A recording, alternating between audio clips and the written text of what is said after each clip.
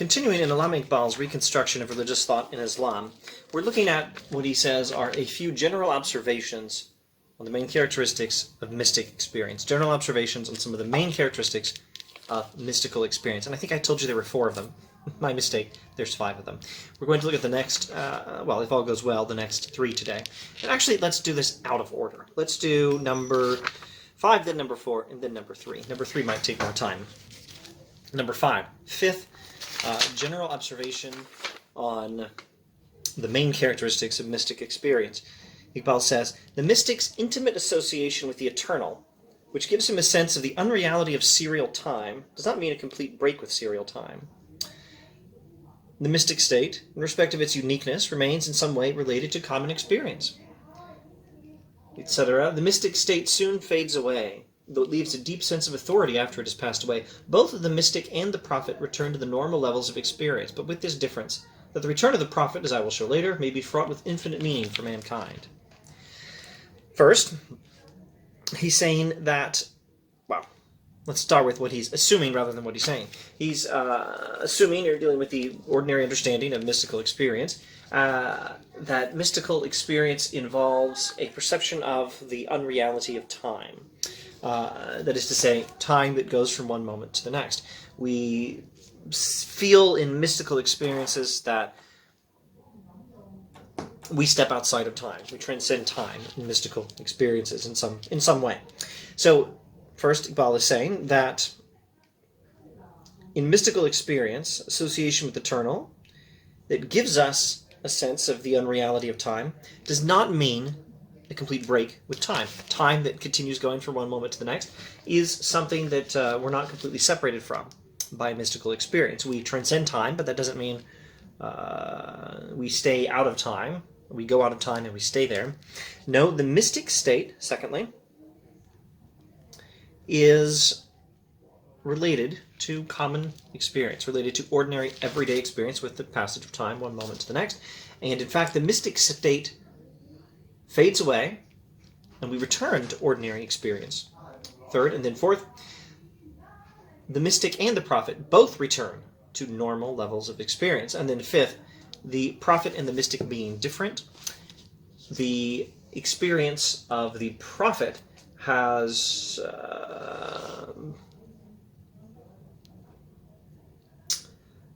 infinite meaning for mankind. When a prophet returns to the level of ordinary experience, there's a lot of significance for the rest of us of what the prophet has learned from his religious experience. Actually, I skipped over one point by mistake. When we return to ordinary experience, a mystic state leaves a deep sense of authority. Now, what does that even mean? I think it means we're supposed to think of the world differently. We're supposed to live our lives informed by the higher state of consciousness achieved in a mystic experience. All right, so mystical experience and prophecy are 2 different forms of religious experience. They both do not last permanently. They bring us back to ordinary experience, but better informed or enlightened in some way. Anyway, let's rewind now to the 4th point, and by that I mean the 4th general observation on the main characteristics of mystic experience. With the 5th one, I tried to label the points of this 5th observation. Let's go back to the 4th point, and I have no idea whether I'm going to label any of these, count the number of points he's making here. Since the quality of mystic experience is to be directly experienced, it is obvious that it cannot be communicated. Mystical experience cannot be communicated. Mystic states are more like feeling than thought. The interpretation which the mystic or the prophet puts on the content of his religious consciousness can be conveyed to others in the form of propositions, but the content itself cannot be so transmitted. Okay, so both mystical and prophetic religious experience are not exactly the same thing as propositions, as statements, as sentences you can logically analyze and logically defend. But they all have something to do with that, and you can interpret the experiences and thereby get those thoughts, get those propositions that can be logically analyzed and perhaps defended. Okay, so there's experience and there's interpretation of experience, and again, that's how we get knowledge. That's the Iqbalian epistemology. And the experience is not itself a thing of cognitive content, but it's something that can be interpreted to give us that content, to give us those sentences, those propositions. The interpretation of the content of our religious consciousness can be conveyed to others in the form of propositions, although you can't transmit the experience itself in that same way. I may be using the word content carelessly. He talks about the content of the experience and the content of propositions. Well, in this particular remark, he talks about the content of experience and the propositions that interpret them. Maybe I shouldn't be using the word content, where I was using it at all.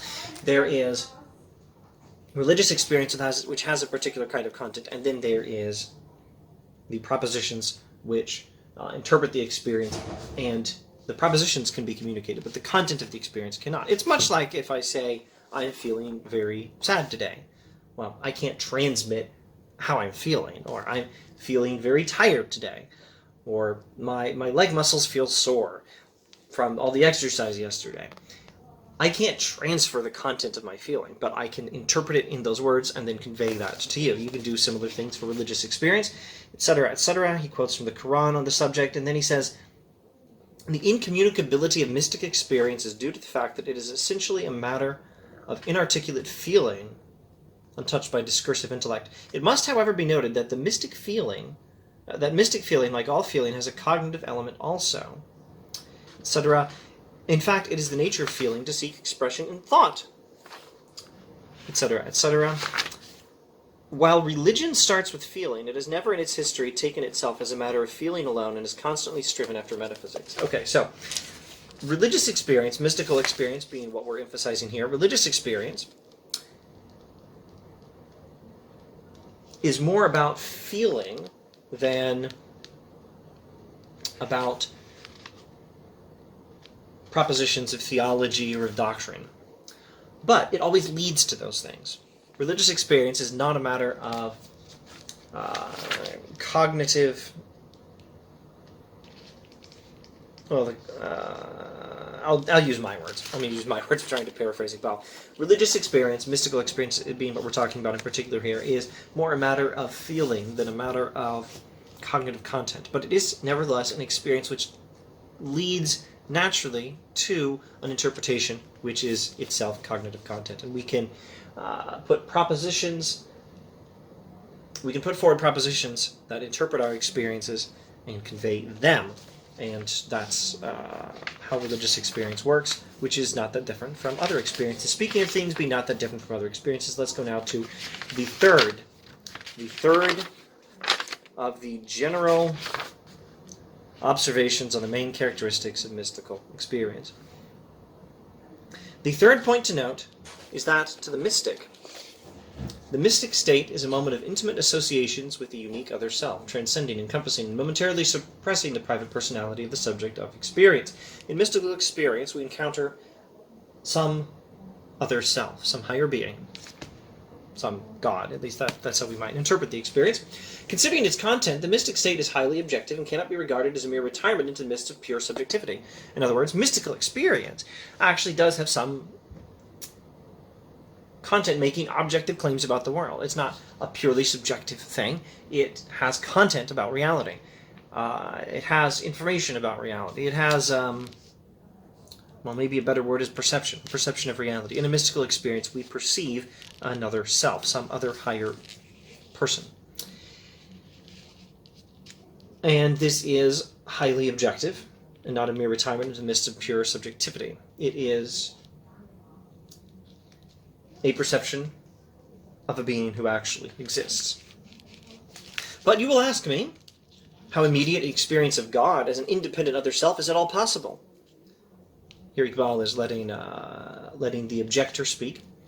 The mere fact that the mystic state is passive does not finally prove the veritable otherness of the self-experience. The question arises in the mind because we assume without criticism that our knowledge of the external world through sense perception is the type of all knowledge. If this were so, we could never be sure of the reality of our own self. Okay, so in mystical experience, we perceive some other self, some higher being, some higher person, some divine being. And the perception is that there is such a being, independently of us, an objectively existing being. But the objector asks, well, how can you possibly know that? You might just be hallucinating or something. You might just be misperceiving, or you might just be seeing some other aspect of your own dang self and not perceiving any actual person other than you. And Iqbal says, this question comes up naturally because we assume carelessly, without criticism, we automatically assume that all knowledge of reality outside the mind must be based on sense perception. We assume carelessly that all knowledge is sense perception, or that sense perception is the type of all knowledge, that all knowledge is or is extremely similar to sense perception. But why on earth should we assume this? And speaking as a guy who studies the history of philosophy and studies the occasional bit of religious epistemology, that's a terrible assumption. Ask me about Hume in a comment question, ask me about Hume in a YouTube comment or something if you want backstory on why I would say that not all knowledge can be based in sense perception. All right, the mere fact that the mystic state is passive, etc. This question arises because we assume without criticism that all knowledge must be basically from sensory experience and physical. If this were so, we could never be sure of the reality of our own self. So now Iqbal is doing that thing again, epistemic parity, which means treating like claims as like. We all, these days, tend to assume, if we're not careful, that all knowledge is physical, all knowledge involves sensory experience. And then we don't pay attention to the fact that if that were actually true, we wouldn't even know our own selves. When I know my own self, when I reflect on my own state of consciousness, I'm not getting information based on sensory experience. I'm getting information about a mind that seems to be existing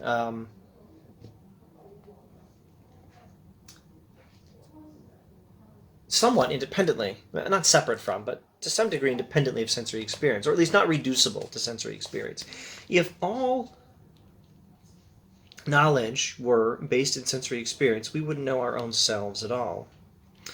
And that means that even while we assume, as careless modern thinkers do, that all knowledge must be physical, even while we assume that, we also assume that we know ourselves. And in assuming that we know ourselves, well, we're employing a double standard. We have, on the one hand, the standard that says all knowledge must be physical, and the objectors will use this standard to criticize the idea of knowledge gained from religious experience, and all along, those critics think they have knowledge of their own selves, which does not depend on sensory experience. And Iqbal, elaborating on this, talks about the analogy of other minds, other ordinary human minds, not divine minds. He says, I suggest the analogy of our daily social experience. How do we know other minds in our social intercourse? It is obvious that we know our own self and nature by inner reflection and sense perception, respectively. We possess no sense for the experience of other minds. So here is another case of epistemic parity. In religious experience, we're encountering some divine mind. And in ordinary, everyday experience with friends, family, people on the bus, we are encountering other minds, but not by means of sensory experience. You don't perceive that person's mind. You perceive just that person's body doing stuff. You perceive hands, you perceive heads, but you don't perceive what the person is actually experiencing. You don't perceive a mind. All you actually perceive is a body, at least with sense perception, with taste, sight, smell, hearing, touch. The only ground of my knowledge of a conscious being before me is the physical movement similar to my own, from which I infer the presence of another conscious being. We infer that there's another being out there, that there's another mind. We don't perceive directly. We infer it from physical behavior, from the outer signs of the inner mind. Or we may say, after Professor Royce, that's Josiah Royce, the American philosopher, that our fellows are known to be real because they respond to our signals and thus constantly supply the necessary supplement to our own fragmentary meanings. So, I guess we'll get back to Royce in just a moment, or to what he does with Royce. Epistemic parity means treating like things as like. So, this perception of God or of some higher being in religious experience is like our perception of our own selves, in that it doesn't rely on sensory perception. Now, that doesn't in itself prove anything at all, but it does mean that the objection that says you can't know anything about God if it's not based on sensory perception, because all knowledge depends on sensory perception, it means that objection is not good. And then similarly, knowledge of other minds is also the same. We can make some inference from sensory perception, but we certainly don't perceive the minds. And sensory perception doesn't itself give us the inference. Now, there's a premise that makes that inference possible. The premise that says there's another mind. When this behavior is there, there must be some other mind. But that other mind premise does not itself come from sensory experience. It's how we interpret sensory experience to get to the knowledge of other minds. So, in this case, we also have knowledge of some other person, some other self, some other mind. That does not depend on sensory experience. It uses sensory experience, but the knowledge is not 100% based on sensory experience. Well, maybe I should say it depends on sensory experience. We still perceive people's hands, faces, we hear what they say with their mouths, and so on. But we don't know that they exist by sensory experience alone. So now we have a stronger case for a kind of epistemic parity. Knowledge of other minds and knowledge of God are pretty similar, in that in both cases there's an experience of some interaction with some other mind that's not that we don't know about by sensory experience alone. And now about that interaction. Following on Royce says that we know other people by their response to our signals. And thus we constantly supply the necessary supplement to our own fragmentary meanings. We know other people exist by interacting with them. Iqbal. Response is no doubt the test of the presence of a conscious self, and the Quran also takes the same view. Quoting from the Quran, "And your Lord saith, Call me, and I respond to your call. And when my servants ask thee concerning me, then I am nigh unto them, near unto them, and answer the cry of him that crieth unto me." Off the top of my head, I can't remember where this is, but this is probably the ESV translation of some passage in the Old Testament, the Tanakh, the Zabur, probably, somewhere in the Bible. Call to me and I will answer. Actually, I think it continues, call to me and I will answer and show you great and unsearchable things. So it's probably one of the later prophets, Isaiah or Jeremiah or Ezekiel. I'm sorry, I wish I knew more. So I'm mentioning as an aside that, yeah, I think this is in the Bible, but Quran. Iqbal quoting from the Quran, where God says, call and watch me respond.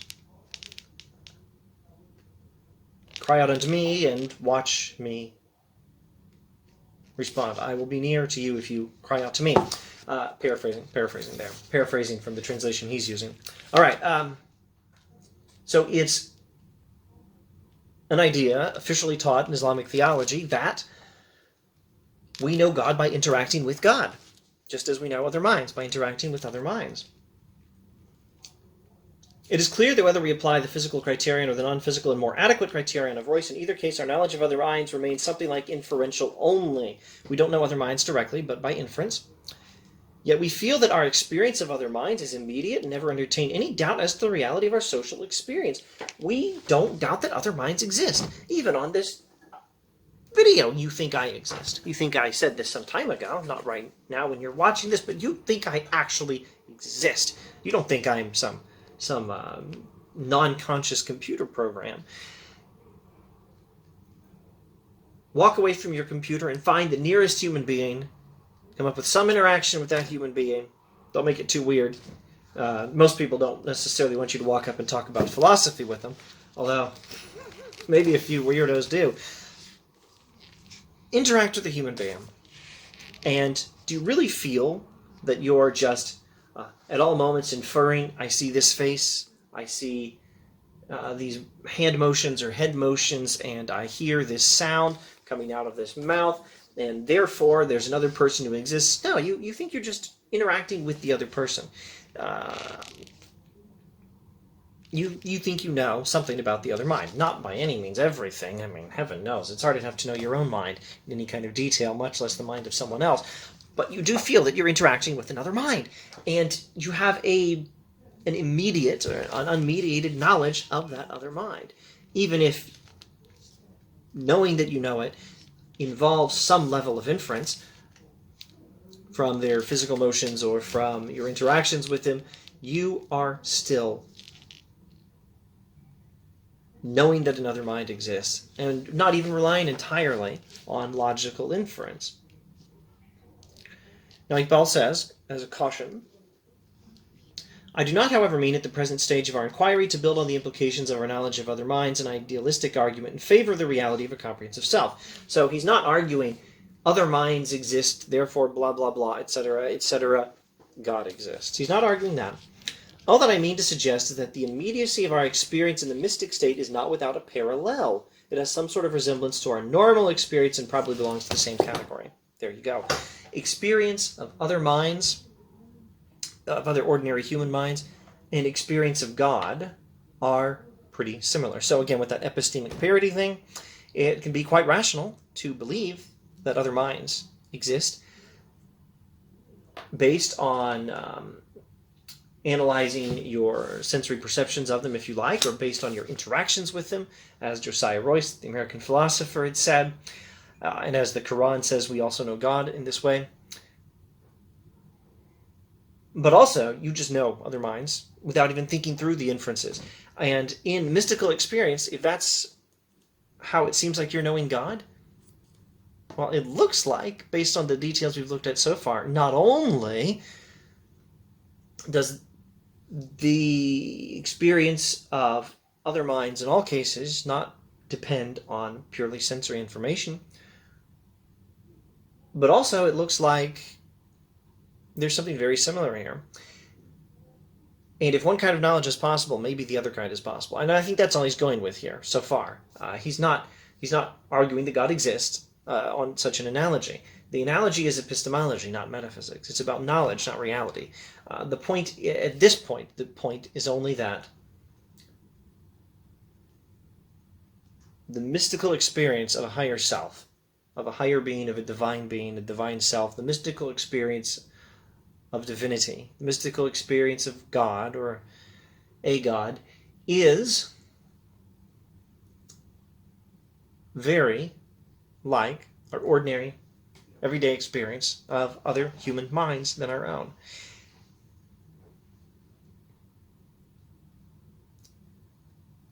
And we'll have to build on that to get a clearer picture of things. I will mention in passing that my brain keeps telling me, hey, this sounds like William James. Go check William James. Maybe if I have time someday, I will look into this and see if William James ever makes exactly this analogy. Off the top of my head, I can't remember very clearly. There may be something in William James on this. But my goodness, Alvin Plantinga does this. So, contemporary Christian philosopher, in his classic book, God and Other Minds, considers the parallels between belief in God and belief in other minds and argues that they're both rational beliefs. And it would take some time to compare and contrast it to this passage, but let me just say there's a lot of comparisons. Plantinga does more. Plantinga builds on this. The epistemic parity arguments in Plantinga are going to get extremely elaborate, building on his, I think it's 1967 book, God and Other Minds, and moving on to other books, and it took him 30 years and more than 1,000 pages. And aren't you lucky, I have it all conveniently introduced on this channel. But the point here is only that there's some really interesting compare and contrast available to what Iqbal says about epistemic parity of belief in God and belief in other human minds, and what Alvin Plantinga says about the same. All that another time, possibly, if I have world enough and time. I'm certainly not promising to do it on this channel. All right, so we've got to where we can almost wrap up, maybe in the next video actually wrap up Chapter 1. We shall see if it takes 1 or 2 videos. It shouldn't take 3. And the end of Chapter 1 should be pretty fun if you have any interest in religious epistemology. See you then.